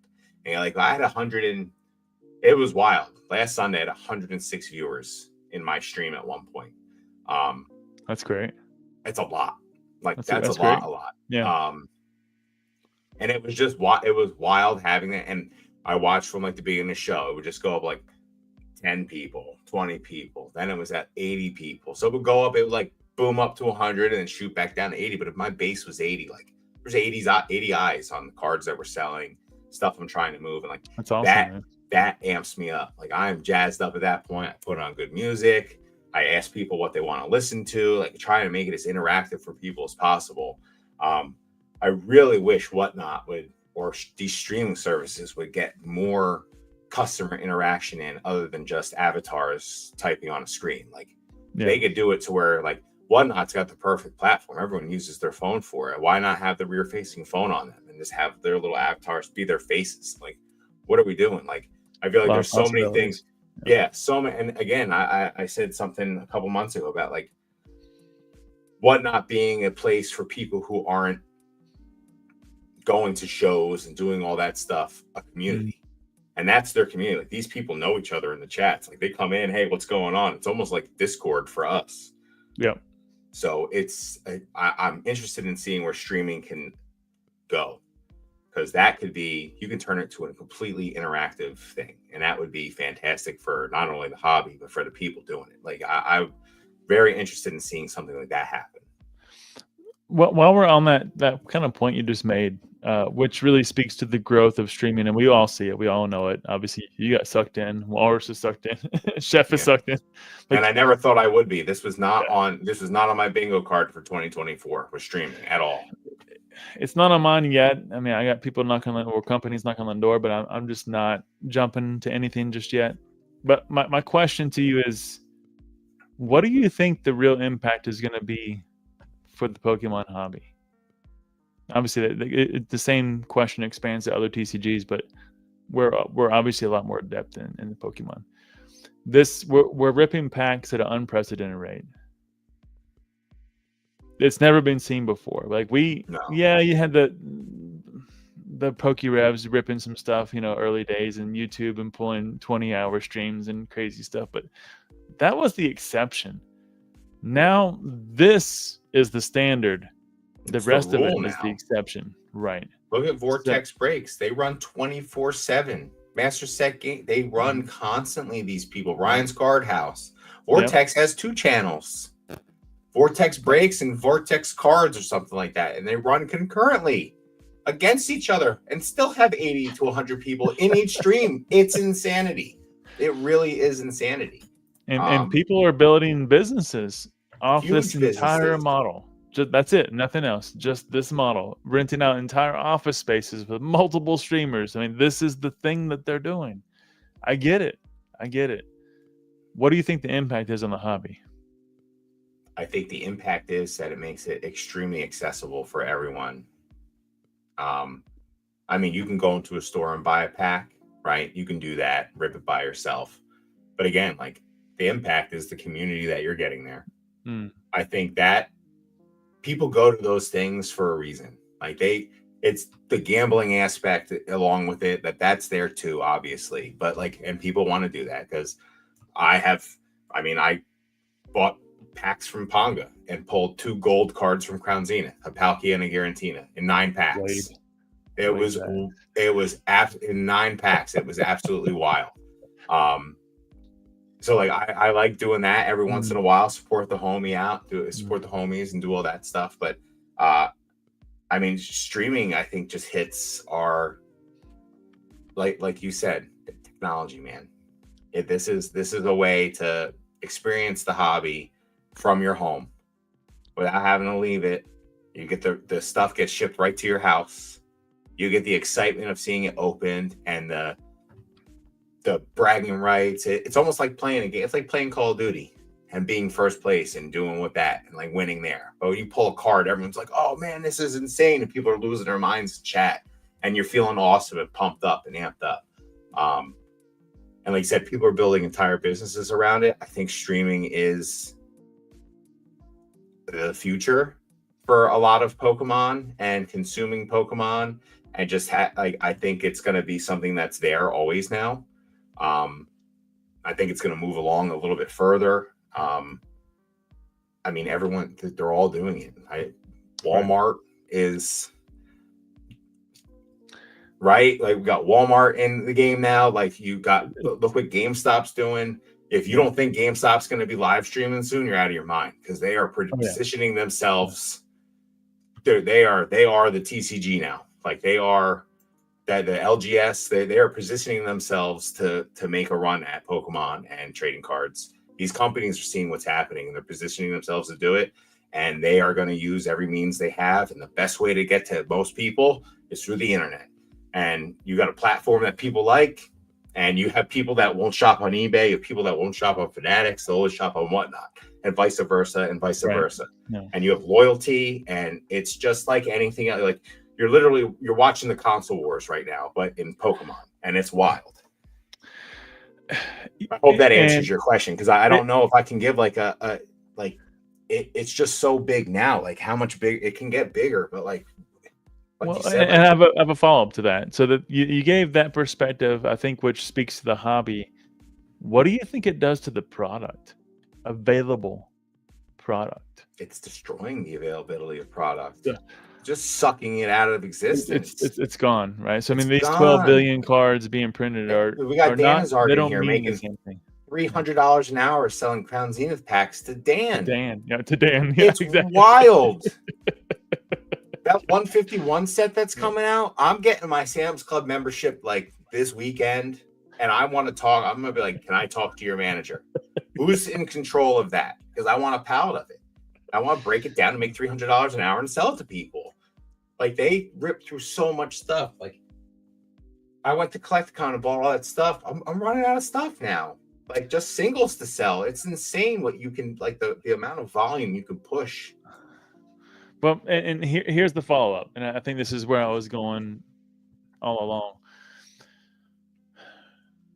I think we all see where it's going. We all see what to your point, whether it's a Walmart, a GameStop is doing. We see what the people like. I forget the gentleman's name who does all the breaks for Magic. He does like a whole building around streaming now. If I forget, it's like 5 streamers. You got people like Gem Mint, jumping into that space, and so many others that are really ramping into this live stream space. Yeah, but it's not about, and honestly, I think it's, if you're jumping in, you're just trying to catch the bandwagon, right? That's not the question anymore. The question is, you should be looking where other people are not and what's coming next. I get Knowing what you're that saying. everybody's, I get what you're saying there. I understand that. So then, if everybody's jumping into live streaming, what's the next thing? Where should we be looking? Where's the place that nobody's, or very few, are looking to? That's the next thing. Not to say that, oh, let's hurry up and jump because this is hot. Always want the thing that's the hottest. But obviously, when Walmart's jumping in and GameStop's jumping in, I'm not going to that space, because it's going to be. I think Inept had a pretty good point here. The corporate greed is going to take over here, and the profit margins are going to be gone. Like it's going to quickly, whether it's Whatnot taking your profits, charging you higher fees, whatever it may be, and then that's going to create more competition. But that's just, wouldn't more people coming into the space lower costs for sellers? Like Walmart's hopping in. Like wouldn't Whatnot want to? Because Walmart is a much bigger company than Whatnot. They can definitely allow. They can, you know what I'm saying? Like, so Whatnot is 8%. They have 8% fees. If Walmart comes in at 5%, you know what I'm saying? And they're stealing literally to suck all of Whatnot's people away. Whatnot needs to adjust. eBay will need to adjust. And you're talking like supply and demand. There's going to be so much supply of places to go. Won't they keep each other in check, kind of, or? Well, it depends, because once you have players like Walmart in the game, and this is when you get into corporate buyouts and a lot of that acquisition mindset. Yeah. Does it cost me more to drop 1% for all the customers I have and will have over the next year, or does it cost me less just to buy Whatnot? You just stabbed me in the chest. So I'm just, you know what? No, I'm gonna buy you. right. I'm gonna buy you. I'm gonna buy you. We're done here. Let's stop talking about these BS stuff. And I'm going to charge now 2% higher. Now 3%. Now 4%. Because I'm the only guy in town. Now I'm the biggest. And that's the direction it's headed. And I think that's what Inept is kind of leaning towards. And I agree. Now that's the long term. That takes time. Those types of acquisitions, sometimes take a year or more to close, but that's where it's headed. Yeah. So back to the question. Where should we be looking to? Where should we be looking to? Oh man, I wasn't thinking this wasn't on my bingo card for tonight either. Where should we be looking to? Oh, man, I don't know. That's a tough question, Wonder. Like, where are you thinking? Like, because I honestly, like, I want to say something. It's got to be community related. It has to be. Like that's what I'm feeling like that needs to be part of it. needs to be a big part of it. I don't know, like maybe I don't have the forward thinking, but it's just, I'm posing it to all of us here, right? I mean, we're all here. That's like, if you guys in the chat, if you have any answers to this question, like what's the next thing in Pokemon? Huh? Yeah, there we go. So basic calls it out, and this touches where my mind was gonna go. Is now Dan Zard also said something that I won't talk too much about, but I'll definitely comment on slightly. But good to see you, Dan, by the way. The thing that will happen next is, how do you have arbitrage and play yourself in the digital market? Now, I think in all reality, Pokemon's trying to cut us out of the digital market. They have been able to control the physical, right? They control it with print demand and print quantity, but they can control the digital far better, right? So the Pokemon Pocket, TCG Live, whatever comes next, I think there'll be some universal collection of your digital library across all Pokemon platforms eventually, and that will even somehow correlate into the games, and whether it's a Switch or Nintendo or whatever it may be. So they're going to be everywhere with what you buy and collect, and what you invest in becomes a digital collection within the entire suite of Pokemon. That's what I would do if I was them. Now, how can we participate in that? That's the question. Can we find a way to get our foot in the door on the digital side to participate in this hobby? Because it's in their best interest to have the secondary market. They don't want to cut us out completely. If we're just consumers, they're going to lose a lot. Yeah. They want to have some of the secondary market hype in what we do, and the collecticons and this and that. They need that because it fuels the rest of it. It's a circular cycle. So they need that. And so they're going to have to allow some doors for us to be a part of this digital world. I wonder how that'll be. What it'd be like. That, because I know that you're going to be able to trade stuff on Pockets. Right. So can you? I could trade something, but I mean, I'll PayPal. I'll trade this to you. You pay me $100. Like, the pull rate on this is 0.24%. Right. Like, there's nothing they can't stop us from doing that. So I feel like they have a grasp on it, but there's so many ways around that. Like, what grasp do you have? Because PayPal, Venmo, Zelle, like you can give me cash in hand and I'll transfer this over to you. Like, this has been happening in video games forever. Well, exactly. Like, you want to see like a very strong market. Yeah. Like, look at World of Warcraft's like auction house. Mm-hmm. That place is freaking wild. Like, people, I bet there are people in Pokemon that learn how to flip on Pokemon. Like, Dan has said multiple times, he used to flip in Faldor in RuneScape. And like, I'm sure that helped him along his flipping journey in real life. Like, this is the kind of thing. So like, these things already exist, and there's already ways around those systems. I mean, obviously you can purchase gold on World of Warcraft with real money and buy stuff in there, or you can work your ass off in the game and get enough gold and, skills and all this stuff and sell things, blah, blah, blah, blah. World of Warcraft's a whole freaking thing. I don't want to go down too far in that rabbit hole right now, but it's just, I think I can see they can't have. I don't see how Pokemon can have a stranglehold on a digital market. No, I really don't. I don't think. Go ahead. Yeah, no, you're good. You're good. No, I was going to say exactly kind of a follow up to your point, and that is, we should probably look at what's already been happening in the video game digital markets for the past 15 years. Yeah, 15, 20 years. And so if we do that, we have a good indicator of what one area, just one, there's many, that we could look at of what's coming next. Because streaming is already here. Right? Yeah, well, I think it's arrived. Have a bigger market share than what movies and all that stuff. They're killing it. Like, they're absolutely killing it. And everything's digital. So, oh man. Oh, we got the Pole Father in the house. What's going on, Pole Father? Happy to see you here, man. I hope everything's good, dude. It only takes one. That's right. Quilly, happy to have you in here. I'm happy you're here. I know Danny Zard's in here too. I've been missing people. I'm sorry. Excuse me. Yeah, sorry guys. I take them away. No, I love it because this is the thought-provoking stuff I'm here for. Box break hot tubs is the new hot thing. Literally get in it while the water's hot. Virtual. Well, if that's what you're trying to get me to come to Collecticons for, I will bail out. And then you can sell the bathtub water, the hot tub water. You just keep on keeping Wonderful water, dub. The way they'll do it is if you sell over X, we get another Y%. Yeah, I'm just I'm interested to see free packs too. Plus, don't have to deal with bulk.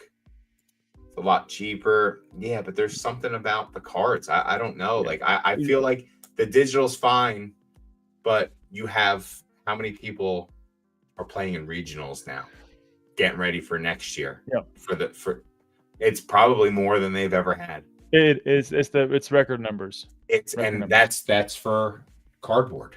Like that's for cardboard. It's like you said, tangible. It's in your hand. It's exciting to see and hold, and it's fragile, and it's everything that you want as a collector. Like if you have that collector bone in you, well, that the video game is not doing it for me. Like I love having stuff in WoW. Like I said, WoW World of Warcraft was awesome. Have all the cool shit in WoW. But guess what? When I turn that computer screen off, it's dead to me. It doesn't exist. It's a code. This is real. Like it's rubbing my face on it. It's so good. It smells so nice, like plastic and cardboard. This is the cycle of tight fit jeans to bell bottom jeans. This is what we're talking about here. And the boots with the fur, baby. And here's what's gonna happen, Walrus. Put your fur boots on, buddy. We're gonna end up moving from digital because that's what the newer generation is gonna want. They're gonna want more of that. So physical is gonna die a little bit, and then much like the bell bottom jeans is gonna come back, and there's gonna be so little of it, and whoever has that physical is gonna be at the top again. Why single me out, creep? Flipping a Fally and WoW AH on Pokemon AH, dude. I'm telling you what, Ogamar, World of Warcraft auction house, wild, bro, wild. Walrus only has apple bottom jeans, no boots with a fur. That's why. You see, I'm not the only one, Walrus. We only call you out because we love you that much, my friend. We love you. I've said it in all my streams. I'll say it in Beerski's stream. We do it because we love you, buddy. What did Walrus say when we were in Chicago? He went, I was hanging out with I knew Beerski was cool before everyone else knew Beerski was cool. Or he said something like that. Like I gave him a chance before everyone else did. But you did. Walrus was the man. Got the whole club. Looking. Get on the floor. Oh man. All right. So yeah, that's an interesting thought.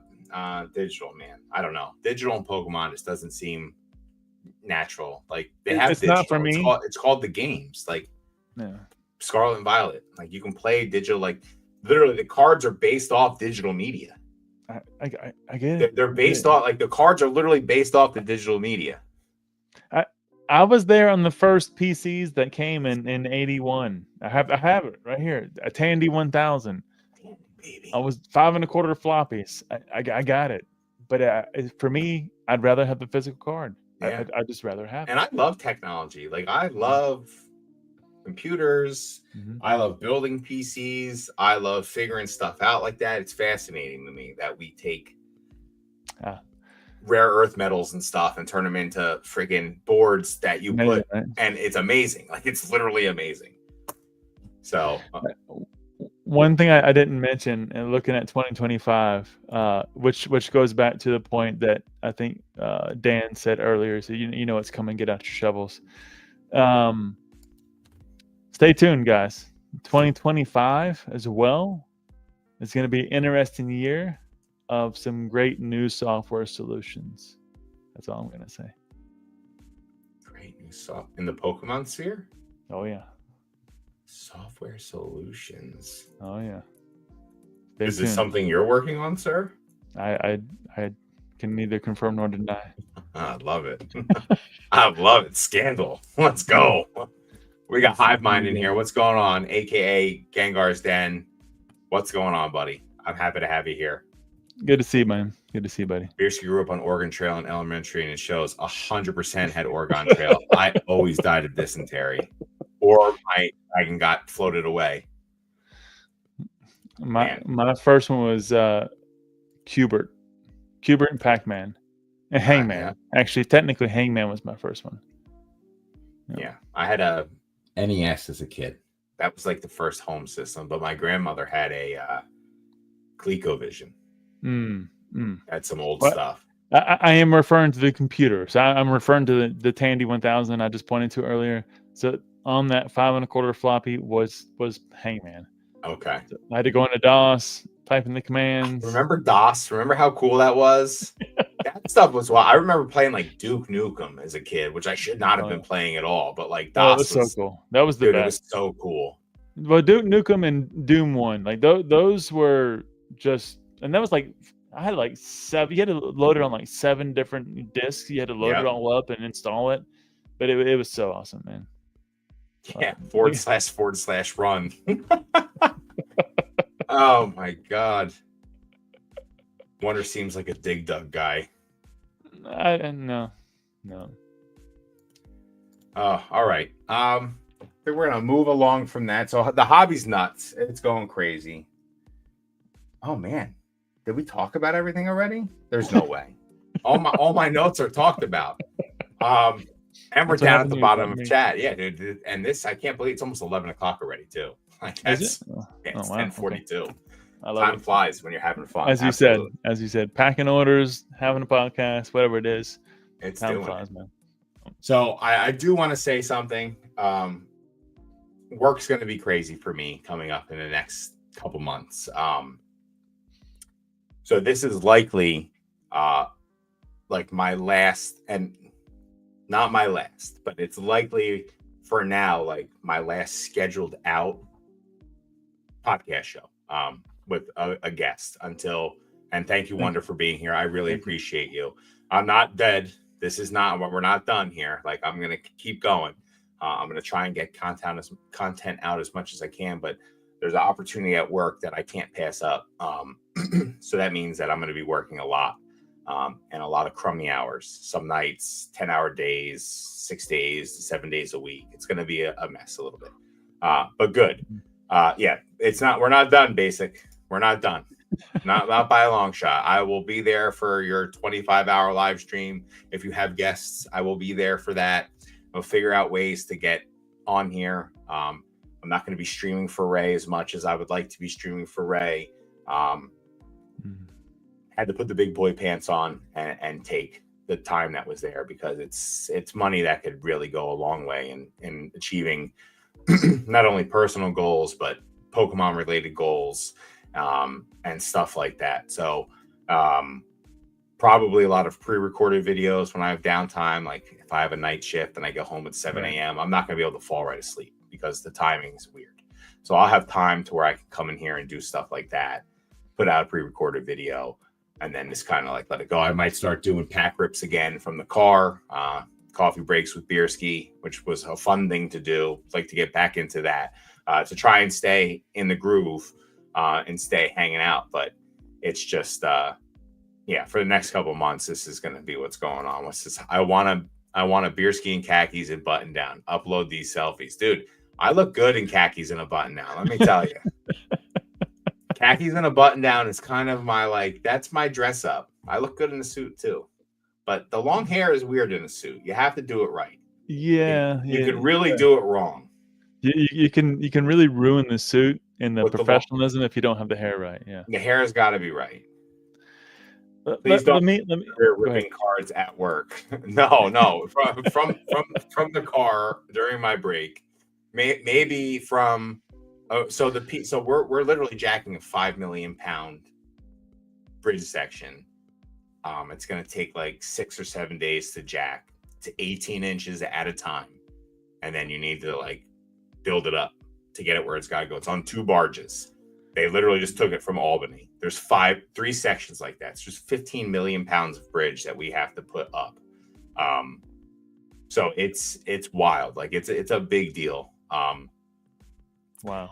It's crazy. So I'll be taking pictures and stuff and showing pictures and whatnot. But yeah, like some things like that. So I'm bummed out that, and I said to Ponga yesterday, I was like, I feel like the hobby is being ripped away from me right now, which kind of sucks. Because I was just getting out, getting into my groove streaming.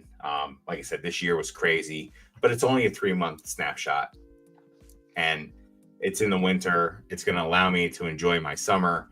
I'll be able to have a lot more fun this year with working this time. So as crappy as it is that I'm going to be missing some time, I just need to do it and get through it gracefully. And at the end of it, dive into a big pile of money like Scrooge McDuck. That's where I'm at. That's it. Right in. DuckTales. Yep. And it's not enough in the chat, guys. Let me ask you this, Beersky, maybe as a follow-up on the end of that. You and I talked when you were here. We talked when you were on the podcast. You've now been streaming for Ray for 2 months. I've been streaming with Ray since the end of August. Longer than I thought. Okay. Yeah. Wow. Okay. So what's your perspective? Are you considering, because before it was like, no, this is always going to be the side thing. Is that shifting? Is it teetering? It's like, well, it's maybe teetered. this can be the real thing. It's teetered, man. It's definitely teetered. I would love to. It has to be right. Let's just say that. Like, okay, I make good money. I'm in the job that I do. I'm a union iron worker. Like, we make good money. It's not like it's just what it is.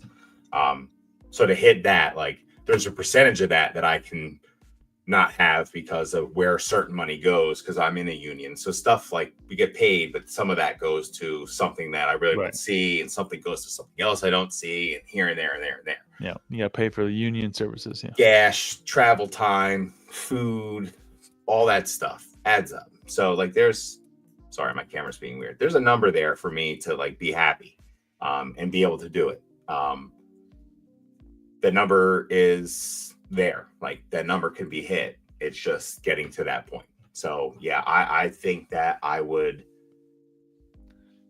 definitely would like to try this full time. It's just seeing if it makes sense to do full time.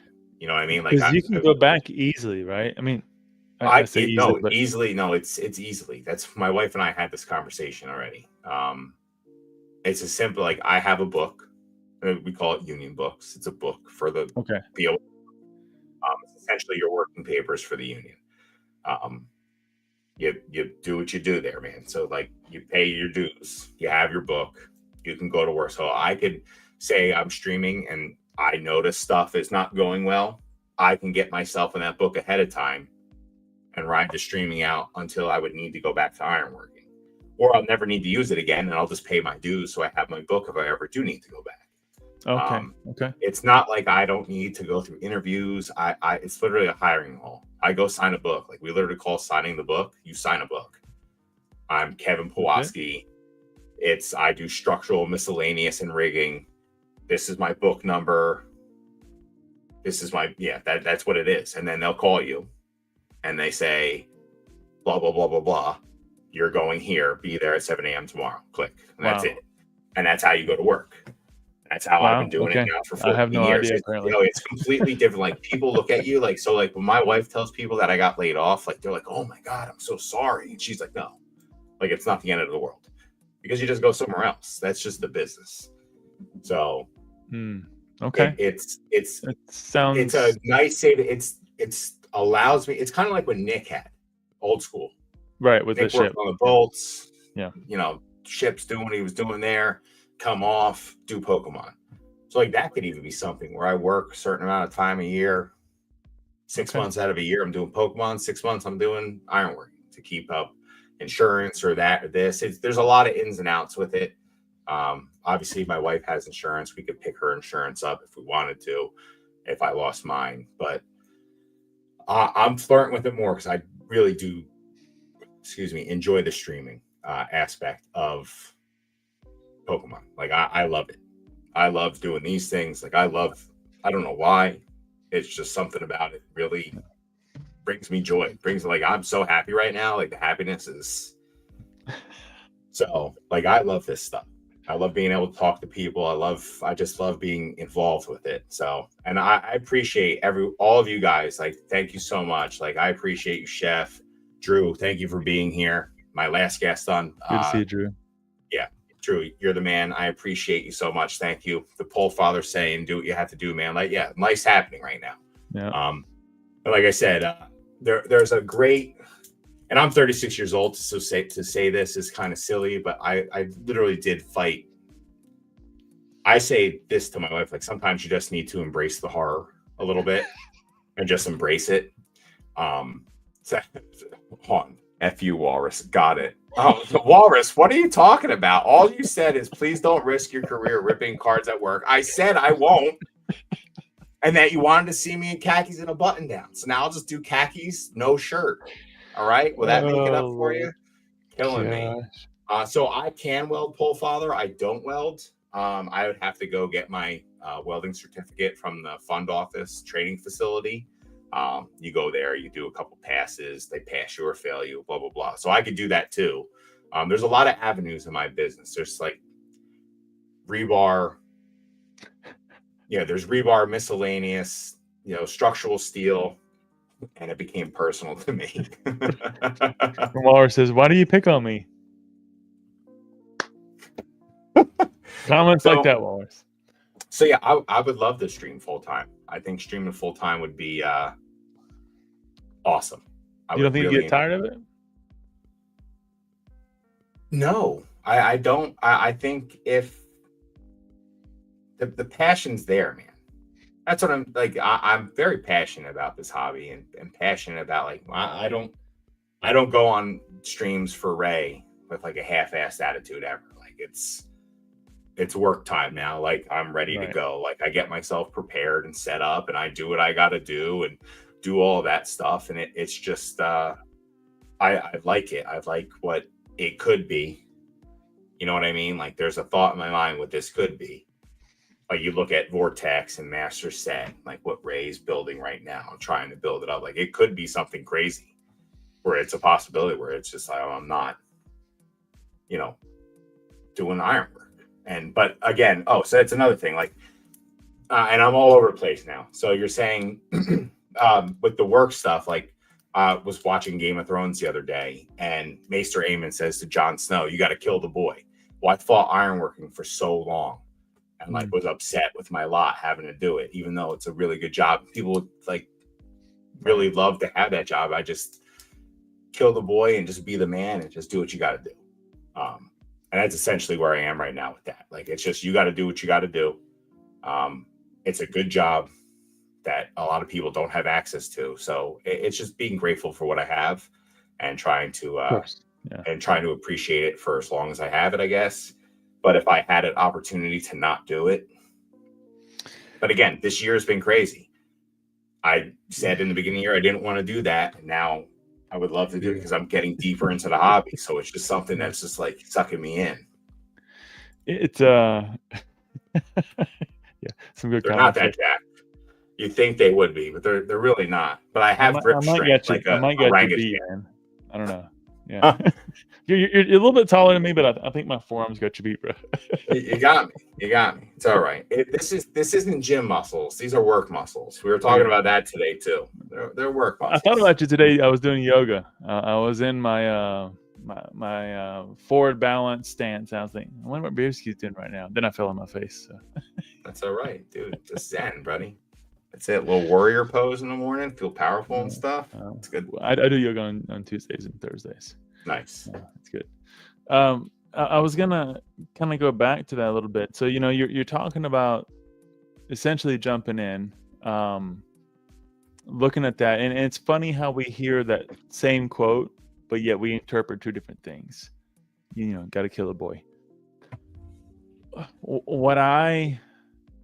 The first thing that came in my mind when I heard you say that, and we haven't talked about this prior to this Yeah, podcast, no. but this is all just kind of on the fly, sharing openly. Is I hear the quote from the Kung Fu master Ying Shun Li, and it goes something along the lines of, "For something new to be created, the old must die."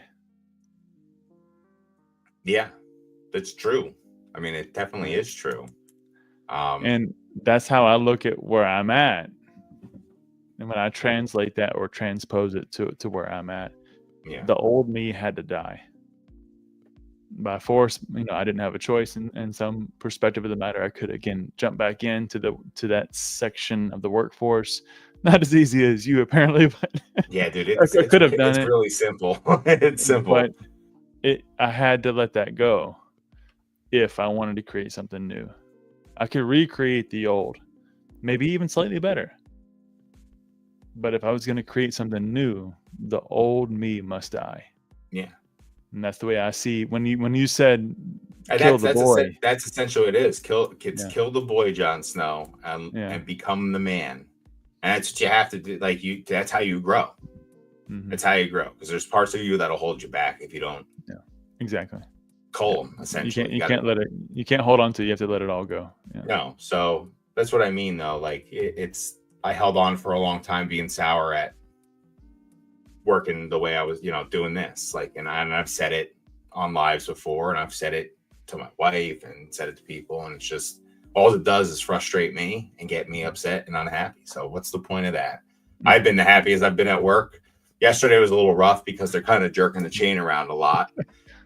But I've been pretty happy, like at work, just doing my thing, singing on top of the steel, like just being a big goofball. Like it could be fun.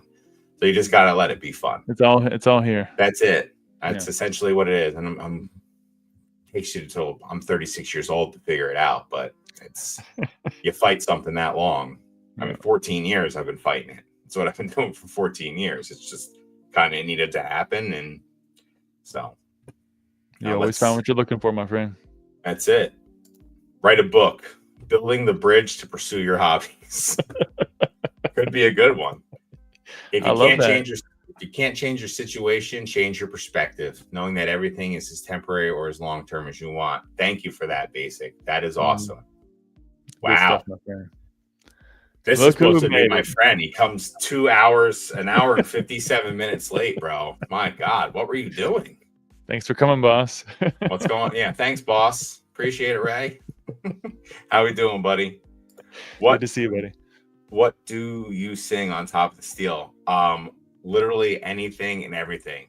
My new one has been I want money, burner, burner, burner. That's what I want. And I sing that. I do a whole bunch of stuff up there. We sing a whole bunch of silly things. Do you sit on the steel, pull out your iron lunchbox, pop it open, and have like a sandwich? And is that the typical? I mean, I ate a sandwich on the steel yesterday. Yeah. Oh yeah, 100%. Yes. We worked through lunch. That's what I visioned for you. And then we worked till 4. So I brought it up. I put it in my buddy's bag. And I was like, listen, we're gonna go up there. I'm gonna eat this on the steel. And I pulled it out and I ate my sandwich on the steel. So yeah, we do things like that. I love it. Yeah. I love it. Some other things happen at work too. Who knows? Who knows what's going on there? You never know. You never know. Man, I'm not in the union. I can't say anything. Thank you, Ray. I appreciate. Oh, you were streaming tonight? Well, now I feel like a jerk. I thought it was Bonanza Dan tonight. Uh-oh. It was cold in the kitchen and the lights were low.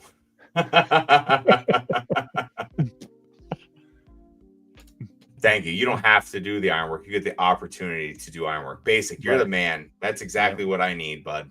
Thank you. Yep. I feel like Chef and I are in the same boat work-wise right now. Yeah. I mean, I think Chef wants to spread his wings and fly too. And it's just getting to the point to get those wings to unfurl. You know what I mean? It's just slow though. Like I don't want to jump into something too fast either. It's why I like the ramp up, the build up to everything. It's been very nice and sustainable and awesome. How are the hemorrhoids post lunch shit? I mean, no hemorrhoids. We're all right. Oh, all right, Walrus. I will do that. Bierski, message me. I'll link you a short that changed my life. All right. Just send that to me right now, Walrus. No. I'll watch it before I go to bed. That's for asking Ray, not comfortable, pillow required. I mean, I'm sitting on a pillow right now, too. I'm not going to lie. It's very comfortable. The memory foam, it's nice on my butt. it's good. Man, I'm 43. You guys are making me feel old, man. I don't have any pillow. I don't have any back support. My lumbar support's not there. Man, I gotta change my game up, man. I just want to fly. Dude, I'll sing that tomorrow, Danizard, 100%. Tell me what you want, what you really, really want. I'll do it. Somebody could get a short of you doing that, though, while eating a sandwich. And dancing on the steel. Taking Pokemon cards and just fanning them out. That will get you 1 million views right there, my friend. Actually, the Pokemon cards off the top of the steel, I might do that one and just have my buddy videotape it and then look at all the cards on the ground. I'll have some fun on that 5 million pound piece of steel. Yeah, do that.